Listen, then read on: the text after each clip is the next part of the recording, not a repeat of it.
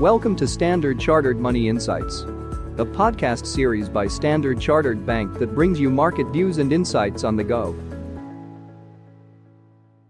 Welcome to Cut to the Chase. Today is Wednesday, the 10th of September. I'm Daniel Lam, your host for the podcast.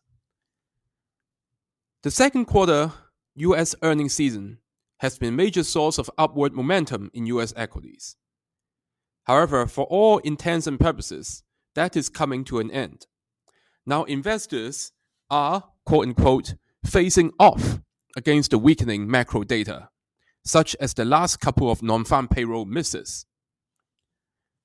Now, in the past U.S. recessions, there was negative NFP release 4 to 10 months before the official onset of an economic downturn, and 1 to 3 months before equity markets peak. So investors should be cautious about the latest numbers, because it is not often at all that the US economy gets negative job months outside of recessions. About half of them ended in a recession soon thereafter, while the Fed easing averted recession in the other half, most notably in the two mid-cycle policy adjustments of the 1990s. Moreover, healthcare jobs continue to make up the majority of new employment in the US, but there's a rapid deceleration in Medicare spending. That's going to hurt the US job numbers more.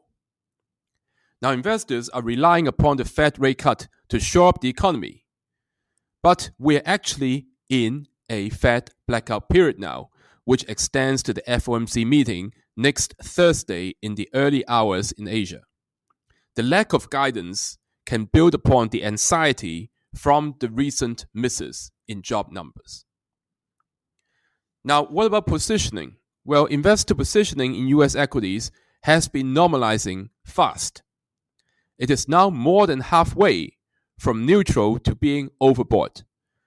So while this is still shy of the traditional danger zone, it is high enough to sound caution combined with the other factors aforementioned. So I still believe there's going to be soft landing in the US, and AI is a structural theme that can lead to long-term uptrend in US equities. But we are ripe for consolidation.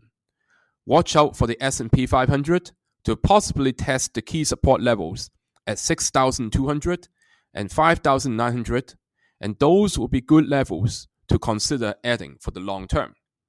That is all from me for today. As always, if you enjoy this podcast, please don't forget to rate and like it. Thanks for listening, and we wish you a happy day ahead. Thank you for listening to Standard Chartered Money Insights, a podcast series by Standard Chartered Bank. For more details, visit Market Views on the Go on our website or click the link in the description.